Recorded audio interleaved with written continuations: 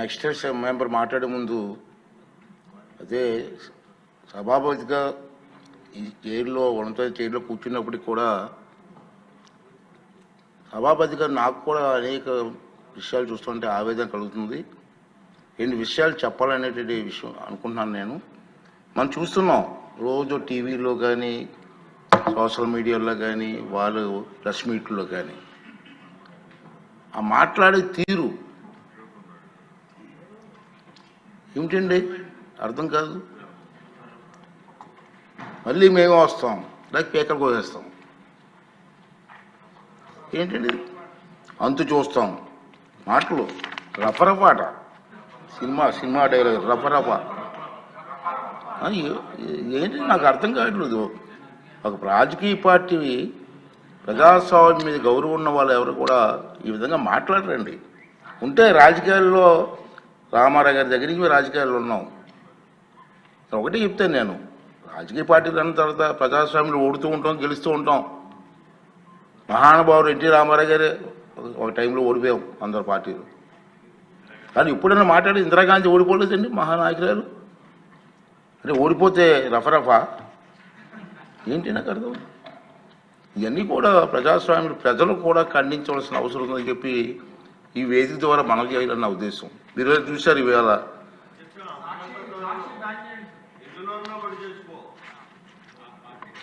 అంటే నేనేమంటానంటే నేను మీలా విమర్శించకూడదు కాబట్టి కొంచెం వస్తుంది, ఆవేశం వస్తుంది కానీ కంట్రోల్ చేసుకుని మాట్లాడాల్సి వస్తుంది.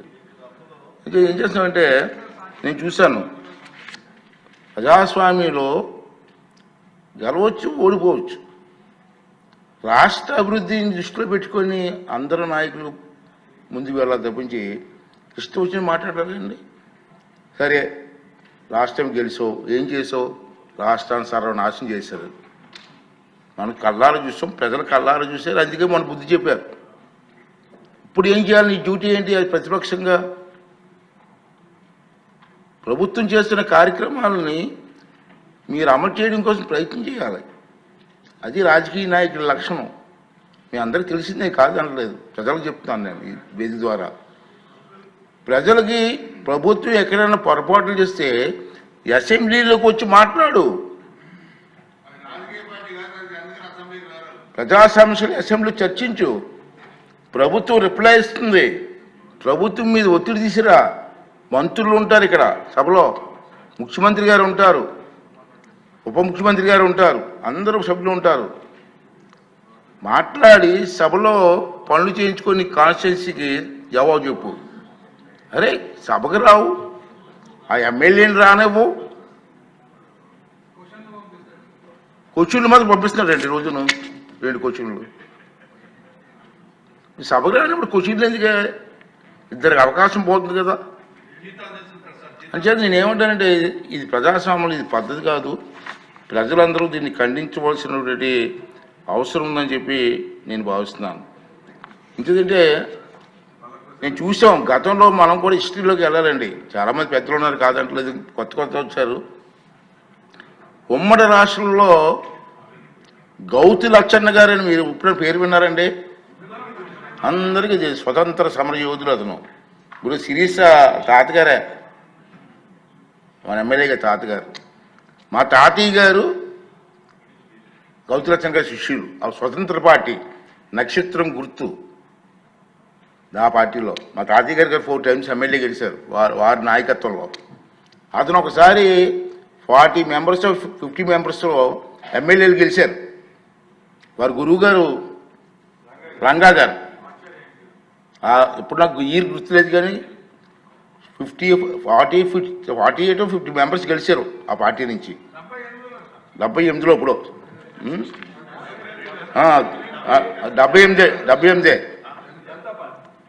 జనతా పార్టీ నుంచి 60 మంది సభ్యులు గెలిచారండి ఆ పార్టీలో. గెలిస్తే ఏమైందంటే గౌతి లక్ష్మణ్ గారికి ప్రతిపక్ష హోదా ఇచ్చారు. నెంబర్ సరిపోయిందని ఇక్కడ మీరు గుర్తుంచుకోవాల్సి చెప్తున్నాను, మీరు మాట్లాడాలా. నెంబర్ సరిపోయిందని గౌతి లక్ష్మణ్ గారికి ప్రతిపక్ష హోదా ఇచ్చారు. కానీ కొంత రాజకీయ ప్రభావం వల్ల కొంతమంది మెంబర్లు పార్టీ వదిలి వెళ్ళిపోయారు. గౌతి లక్ష్మణ్ గారిని ప్రతిపక్షాలు దిగిపోమని ఎవరు అడగలేదు సభలో, అతనంటే మహా గౌరవం. కానీ గౌతులచ్చన్న గారు ఒక రోజు సభకు వచ్చి నా సబ్జెక్టు నన్ను వదిలేసి వెళ్ళిపోయారు కొంతమంది, నేను ప్రతిపక్షంలో హోదాలో ఉండే అర్హత నాకు లేదు, నేను రాజీనామా ఇచ్చి వెళ్ళిపోతానని వెళ్ళిపోయారు. అదే మనిషి అంటే, అది నాయకత్వ లక్షణాలు అంటే ఏంటిది? గౌతులచ్చన్న గారు ఎవరు డిమాండ్ చేయలేదు. డిమాండ్ చేయకపోయినా నేను ఉండడానికి నాకు మెంబర్స్ సరిపోలేదు, నేను రాజీనామా ఇచ్చేస్తాను వెళ్ళిపోయారు. అది రాజకీయ నాయకులకు ఉండాలి మనస్తత్వం, నాయకత్వం తాలూ విలువలు, అది గుర్తు చేస్తున్నాను నేను. ఇప్పుడు అంటే నెంబర్ లేకుండా నాకెందుకు ఎవరు ఏంటండి?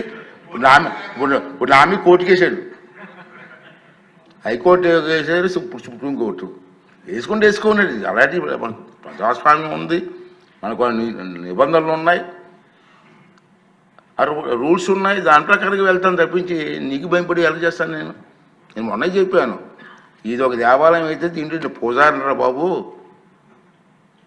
వరాలు ఇవ్వాల్సిన దేవుడు నీకు వరం ఇవ్వలేదు, అందుకే 11 ఇచ్చాడు, పూజారి నేనే ఇక్కడ వరం వస్తాను మొన్న చెప్పాను నేను. అంచేది ఇది నేను ఎక్కువగా మాట్లాడకూడదు కాబట్టి కొంచెం నాకు ఎందుకో మాట్లాడనిపించింది ఇవాళ ఏదైనా.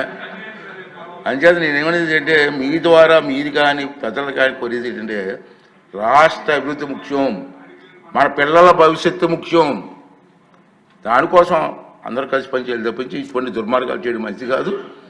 శ్రీనివాసరావు గారు చెప్పింది చాలా విషయాలు కరెక్టే అండి, కాదనలేను, దాన్ని రిపీట్ చేయలేకపోతున్నాను నేను. అది నువ్వు అన్న డైలాగ్స్ కొంచెం తప్పట్లు కొట్టాలి, మేము కొట్టలేకపోతున్నాం, ఇది బాధ. సరే ఏదేమైనా దీన్ని ప్రజలందరూ ఖండించాలా, ప్రజాస్వామ్యం మీద నమ్మకం ఉన్న నాయకులందరూ ఖండించాలా, అన్ని పార్టీ వాళ్ళు ఖండించాలా, ఈ రాష్ట్ర అభివృద్ధి కోసం మనం పనిచేయాలా, దానికోసం అందరూ కలిసి పనిచేయాలని చెప్పి ఈ ఇన్ని సభలో మీ ద్వారా ప్రజలందరికీ మీకు రిక్వెస్ట్ చేస్తున్నానండి.